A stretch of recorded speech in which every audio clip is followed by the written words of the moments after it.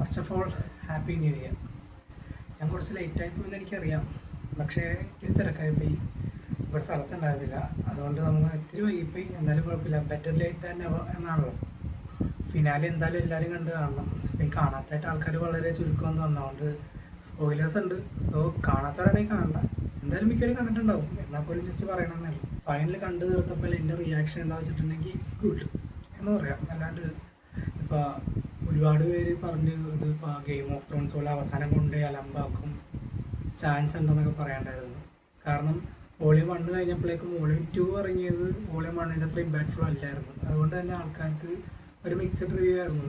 Third ഇനി കൊണ്ടുപോയി അവസാനത്തെ വോളിയം കൊണ്ട് അലമ്പാക്കുമോ. പക്ഷേ എന്നോട് ചോദിക്കാനാണെങ്കിൽ ഇറ്റ്സ് ഗുഡ്. എപ്പിക്കെന്ന് പറയാൻ പറ്റില്ല, ബട്ട് ഇറ്റ്സ് ഗുഡ്. പിന്നീടുള്ള ആൾക്കാരുടെ ഏറ്റവും വലിയൊരു ഇത് എന്താണെന്ന് വെച്ചിട്ടുണ്ടെങ്കിൽ സ്റ്റീവ് ഹാരിങ്ടൻ്റെ കേസായിരുന്നു. അത് എന്താ പറയുക, ഷോ തുടങ്ങിയൊരു 10 മിനിറ്റിനുള്ളിൽ തന്നെ ആൾക്കാർ പലരും ഒന്ന് കിടുങ്ങി. സ്റ്റീവ് അതിൽ നൈസായിട്ട് താഴോട്ട് വീണായിട്ട് കാണിക്കുന്ന പോലെയുണ്ട്. പക്ഷേ ജോണത്തെ കയറി പിടിച്ച് രക്ഷപ്പെടുത്തും. അതൊക്കെ സത്യം പറഞ്ഞിട്ടുണ്ടെങ്കിൽ ഡഫർ ബ്രദേഴ്സ് ഒരു ഷോയിൽ ജിമ്മി ഫാലിൻ്റെ ഷോയിൽ പോയിരുന്നിട്ട് കാണിച്ചിട്ടുണ്ടായിരുന്നു. അതേപോലെ തന്നെ ഹാരിക്കൻ താഴത്തായിട്ട് വീണത്. അപ്പം ഏകദേശം ആൾക്കാർ തീർന്നെന്ന് വിചാരിച്ച, പക്ഷേ അത് ട്വിസ്റ്റ്.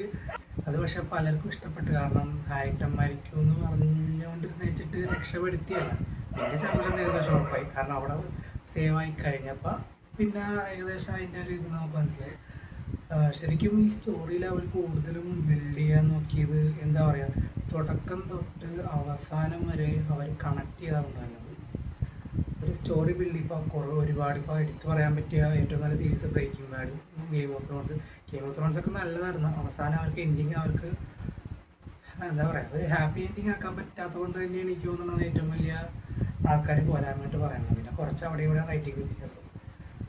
ഇതിൻ്റെ അകത്തായിട്ട് വരുമ്പോൾ അവർ ആ ഒരു ഇതിൽ ഹാപ്പി എൻഡിങ് എന്നുള്ള സെറ്റപ്പ് കൊടുത്തിട്ടുണ്ട്. കാരണം കുറേ പേര് മരിക്കുമെന്ന് പലരും റൂമേഴ്സ് പറഞ്ഞു. ഇത് ഫിനാലെ ഇറങ്ങുന്ന സമയത്ത് ലാസ്റ്റ് ഹോപ്പറും മൈക്കും മാത്രമേ ഉണ്ടാകത്തുള്ളൂ എന്നുള്ളൊരു ലീക്ക് കണ്ടായിരുന്നു പലരും ഫോട്ടോസ്. പക്ഷെ അത് സത്യമാണ്, അത് വേറൊരു കഥയിലായിട്ടാണ് പോകുന്നത്. അല്ലാണ്ട് ഹോപ്പർ ഇവന് മാത്രമേ ജീവനോടിരിക്കണമല്ല. ആ ഒരു ഫോട്ടോ കണ്ടപ്പോൾ പലരും പറഞ്ഞു ഹോപ്പറും മൈക്കും മാത്രമേ സീരീസിൽ ബാക്കി ഉണ്ടാവുള്ളൂ. പിന്നെ പറയാനാണെങ്കിൽ സത്യം പറഞ്ഞിട്ടുണ്ടെങ്കിൽ സീരീസ് ശരിക്കും ഫൈനാലെ 1 മണിക്കൂറേ ഉള്ളൂ. ലാസ്റ്റ് 1 മണിക്കൂർ സത്യം പറഞ്ഞാൽ ക്യാരക്ടേഴ്സിൻ്റെ ട്രിബ്യൂട്ടാണ്. അവർ ഈ 10 കൊല്ലം സത്യം പറഞ്ഞിട്ടുണ്ടെങ്കിൽ 2016 ഇറങ്ങിയ ഷോയാണ് 2026 അവസാനിച്ചത്. 10 കൊല്ലത്തിൽ ഇതിൽ അവസാനിച്ച ഒരു ഡെക്കേഡ് മൊത്തം റൺ ചെയ്തൊരു ഷോയാണ്. സത്യം പറഞ്ഞാൽ നമ്മൾ അതിൻ്റെ കൂടെ വളർന്ന ആൾക്കാരാണ്. അതുകൊണ്ട് 10 കൊല്ലത്തെ ഗ്യാപ്പിൽ നമ്മൾ വളർന്നു. ഞാൻ 2017 ഈ സീരീസ് ആദ്യമായിട്ട് കാണുന്നത്. എന്ന് പറയുമ്പോൾ 9 വർഷം ഞാൻ കാണാൻ തുടങ്ങിയിട്ട് 9 വർഷമായി. 9 വർഷം കൊണ്ട് അവസാനിച്ചൊരു സീരീസ്. അത് തീർന്നപ്പോൾ അവർ ആ സമയത്ത് സത്യം പറഞ്ഞാൽ ഞാൻ അപ്പോൾ 6-7 പഠിക്കുന്ന സമയത്താണ്.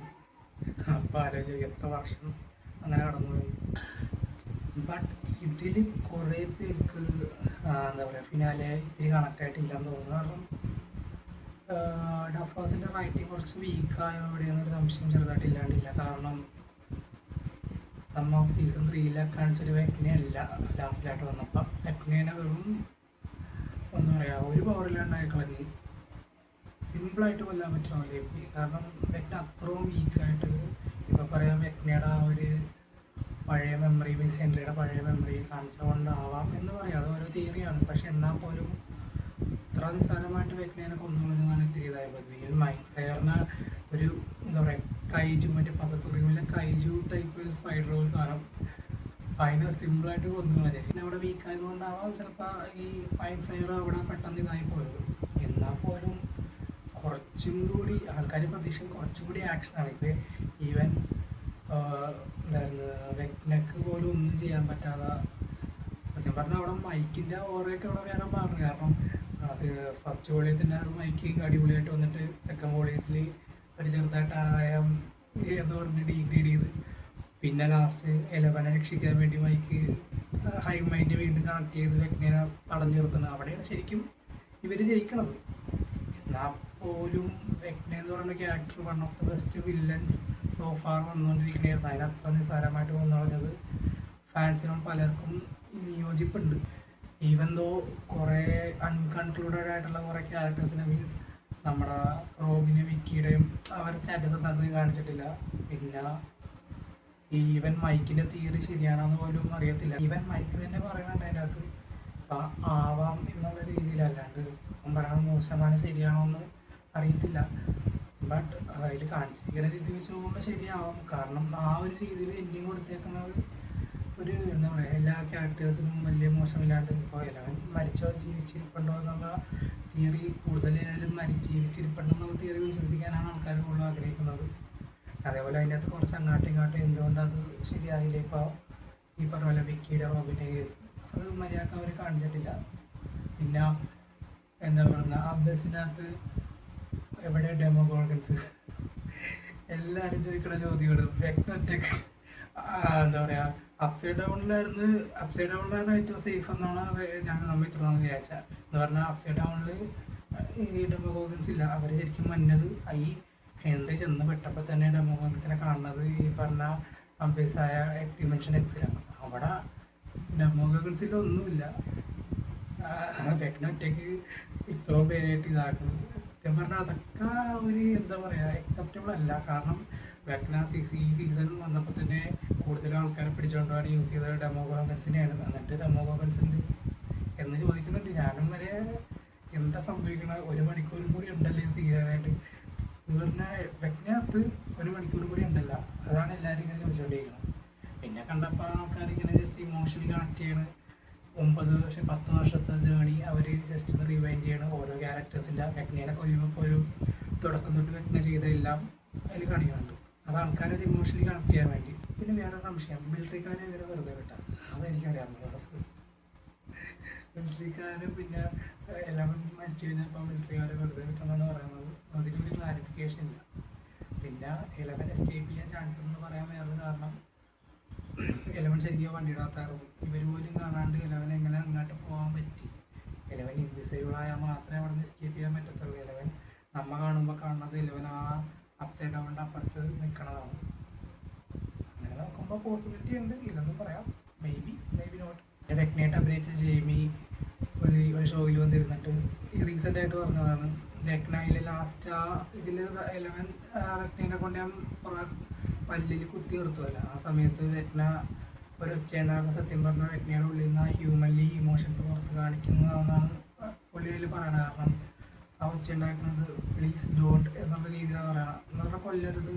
അവൻ്റെ വെക്നയുടെ അകത്തുള്ള ഹ്യൂമൻലി സത്യം പറഞ്ഞാൽ ഹെൻറി ശരിക്കും പെട്ടുപോയതാണ്. പക്ഷേ ഹെൻറി പിന്നീട് ആൾക്കാർ കാണിക്കണത് ഏറ്റവും ഹെൻറിക്കെതിരെ കാണിക്കാൻ അന്യായ കാര്യങ്ങളോ അതല്ലാതെ നമ്മുടെ മറ്റേ ഇതിനുള്ള പ്രീക്വലായിട്ടുള്ള സീരീസ് ഉണ്ട്, ഈ ഹെൻറിക്ക് എങ്ങനെ ഇതാവണം എന്നുള്ളത് അതിൽ കാണിക്കാനുണ്ട്. അതുകൊണ്ട് തന്നെ ഹെൻറിക്ക് തിരിച്ച് അതിനെ റെസിസ്റ്റ് ചെയ്യേണ്ടെന്നുള്ള രീതിയിലാണ് ഹെൻറി വെക്ന എന്നുള്ള രീതിയിൽ ഹെൻറി അത് ചൂസ് ചെയ്തത്.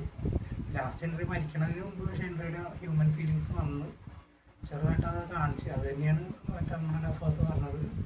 മോസ്റ്റ് മിസ്അണ്ടർസ്റ്റുഡ് ആയിട്ടുള്ള ഡഫേഴ്സ് അല്ല, അത് തന്നെയാണ് നമ്മുടെ ക്യാരക്ടേഴ്സ് പറഞ്ഞാൽ മോസ്റ്റ് മിസ്അണ്ടർസ്റ്റുഡ് ആയിട്ടുള്ള വില്ലനാണ് വെക്ന. ആസ് സ്ട്രേഞ്ചർ തിങ്സ് ഫാൻ നിങ്ങൾക്ക് ഡിസപ്പോയിൻറ്റഡ് അല്ല, എന്നാൽ ഓവർ ഹൈപ്റ്റും അല്ല. എന്ന് പറഞ്ഞാൽ ഒരു എപ്പിക് എൻഡിങ് ഒന്നും പറയാൻ പറ്റില്ല. സീരീസ് ത്രൂ ആയിട്ട് അടിപൊളിയാണ്. പക്ഷേ നമുക്ക് ലാസ്റ്റ് പലർക്കും പല അഭിപ്രായങ്ങളുണ്ടാവും.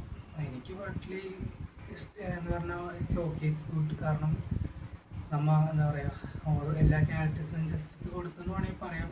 മൈക്കിന് ഒഴിച്ച് ആ ഒരു രീതിയിൽ നോക്കുമ്പോൾ ഓക്കെയാണ്. പിന്നെ വേറൊരു ഇൻട്രസ്റ്റിംഗ് ആയിട്ടുള്ള കാര്യം എന്ന് വെച്ചിട്ടുണ്ടെങ്കിൽ ഇതിൽ മറ്റേ ലാസ്റ്റ് നമ്മുടെ സ്റ്റീവും റോബിനും നാൻസിയും ജോണത്തനും കൂടി എല്ലാവരും കൂടി ഇരുന്നിട്ട് ജസ്റ്റ് അവരുടെ ഫ്യൂച്ചർ പ്ലാൻസിനെ പറ്റി സംസാരിക്കേണ്ട സീനുണ്ടല്ലോ. അതിൽ സത്യം പറഞ്ഞിട്ടുണ്ടെങ്കിൽ ആ കാര്യങ്ങളൊക്കെ ശരിക്കും ഓർജില്ല. എന്ന് പറഞ്ഞാൽ അവർ ശരിക്കുള്ള ഇമോഷൻസ് കൊടുത്ത് കാണിക്കുന്നത്. കാരണം 10 വർഷത്തെ ഷൂട്ട് അവരുടെ ബോണ്ടും കാര്യങ്ങളെല്ലാം വന്നപ്പോൾ ഈ ജോക്കിയറിയൊക്കെ ശരിക്കും കരയണതാണ് എന്നാണ് പറഞ്ഞത്. കാരണം അത്രയും വർഷത്തെ ഒരു എക്സ്പീരിയൻസ് അവസാനിക്കണമെന്നുള്ള രീതിയിലുള്ള അവർ ഇമോഷണൽ ആയത്. അത് ശരിക്കും ആ ഇമോഷൻസ് നമുക്ക് സ്ക്രീനിൽ കാണുമ്പോൾ മനസ്സിലാവും ശരിക്കും കരയണതാണെന്ന്. ആർട്ടിഫിഷ്യൽ അല്ലാതൊക്കെ അതൊക്കെ അടിപൊളിയായിരുന്നു. നമുക്ക് ക്യാരക്ടേഴ്സ് പലരും ഇപ്പോൾ സ്റ്റീവ് മരിച്ചില്ല, പിന്നെ എല്ലാവരും നല്ല രീതിയിൽ പോയി. അതൊക്കെ വെച്ച് നോക്കുമ്പോൾ ഒരു perfect happy ending for characters. But എന്നൊക്കെ പറയാം, കുറച്ച് പേർക്ക് കിട്ടിയില്ല, കുറച്ച് പേർക്ക് ഓക്കെ. എല്ലാവനായാലും ജീവനോട് ഇരിക്കണമെന്ന് വിശ്വസിക്കുന്നുണ്ടെങ്കിൽ പ്രശ്നങ്ങളെല്ലാം അവസാനിച്ചു. അതിൻ്റെ എൻഡിങ്ങിലായിട്ട് വരുമ്പോഴേക്കും ലാസ്റ്റ് ഇവരെ എല്ലാവരും ഡഞ്ചൻസ് ആൻഡ് ഡ്രാഗൺസ് കളിച്ച് കഴിഞ്ഞിട്ട് ഇറങ്ങുമ്പോൾ ഇവരുടെ ആ പിള്ളേർ വന്നിട്ടിരുന്ന് കളിക്കണ ഹോളിയും ഡേർക്കൊക്കെ വന്നിരുന്ന് കളിക്കണത് കാണുമ്പോൾ നമുക്ക് പഴയൊരു ഫീലിംഗ്, പഴയൊരു നെസ്റ്റാളജി നമ്മൾ കാണാൻ തുടങ്ങിയപ്പോഴുള്ള സാധനമാണ് നമുക്ക് മനസ്സിലാകുമ്പോൾ അതൊക്കെ ശരിക്കും നെസ്റ്റാളജിക്കാണ്. സ്ട്രേഞ്ചർ തിങ്സ് എന്ന് പറയുന്ന ഒരു ജനറേഷനായിട്ടുള്ള ഒരു സീരിയസ് ആയിട്ട് എടുത്തിരിക്കുന്നത്. ഇപ്പം ഇനി എത്ര വർഷം കഴിഞ്ഞാലും അതൊരിക്കലും മറക്കാൻ പറ്റില്ല. ഇവരുടെ ആർക്ക് പോലത്തെ അല്ലെങ്കിൽ ഗെയിം ഓഫ് ത്രോൺസ് പോലെ നന്നായിട്ട് കൊണ്ട് അവസാനിപ്പിച്ച ഒരു ബെസ്റ്റ് വെബ് സീരീസ് എന്ന നിലയിൽ നമ്മളിപ്പോൾ ഇനിയും വേണമെങ്കിൽ ഇപ്പോൾ അടുത്ത പിള്ളേരുടെ ജീവൻ ഇത് വെച്ചിട്ട് അവർക്ക് വേണമെങ്കിൽ സ്ട്രേഞ്ചർ തിങ്സിൻ്റെ ഒരു ഇതുപോലെ തുടങ്ങാം മേ ബി. കാരണം എന്താ പറയുക, അതിലൊരു ഹിഡനായിട്ടുള്ളൊരു ഇതെന്ന് വെച്ചിട്ടുണ്ടെങ്കിൽ എല്ലാവരെയും ഫ്രീ ആക്കുന്ന സമയത്ത് ഈ മൈൻഡ് ഫ്ലെയർ കൺട്രോൾ ചെയ്യുമ്പോൾ ഈ അകത്തായിട്ട് ഒരു ബ്ലാക്ക് ഇത് പോലും അത് എന്താ പറയുക, ശരിക്കും പറഞ്ഞിട്ടുണ്ടെങ്കിൽ മൈൻഡ് ഫ്ലെയർ ആണ് അത് കൺട്രോൾ ചെയ്യണം. അപ്പം അത് നേരെ മേളിലായിട്ടാണ് പോയത്, അതൊരിക്കലും താഴായിട്ടല്ല പോയത്. മീൻസ് ചിലപ്പോൾ മൈൻഡ് ഫ്ലെയറിൻ്റെ ശരിക്കുള്ള ഫോം ഈവൻ നമ്മൾ സീരീസ് തുടങ്ങി ഈ സ്ട്രേഞ്ചർ തിങ്സിൻ്റെ അകത്ത് തന്നെ ഹെൻറി ആദ്യം വീഴുമ്പോൾ മൈൻഡ് ഫ്ലെയറിനെ കാണിക്കുന്നതും വില്ലിൻ്റെ ഓർമ്മകളിൽ മൈൻഡ് ഫ്ലെയർ ഒരു പുക പോലത്തെ ഒരു ക്രീച്ചറാണ്, അല്ലാണ്ട് അതിനൊരു എക്സാക്ട് ഫോമോ കാര്യങ്ങളൊന്നുമില്ല. ഇത് അതിൻ്റെ ഒറിജിനൽ ഫോമാണെന്ന് പോലും നമുക്കറിയത്തില്ല. മേ ബി ഇനി ഇതിന് വേറെ ഒരു പാർട്ട് ഉണ്ടാവാണ്ടിരിക്കാൻ അതൊക്കെ ഇനി വരും കാലത്ത് കാണാം. എന്തായാലും ഇതുവരെ കൊണ്ടുവന്ന് വെച്ചേക്കണേ എന്തൊരു അടിപൊളിയായിരുന്നു. ചെറിയ എപ്പിക് ഷോ എന്നും പറയാനില്ല. അപ്പോൾ കണ്ടവർ നിങ്ങളുടെ അഭിപ്രായങ്ങളൊക്കെ കമൻറ്റ് ചെയ്യുക. നമുക്ക് അടുത്തൊരു വീഡിയോ ആയിട്ട് വീണ്ടും കാണാം. പ്ലീസ്.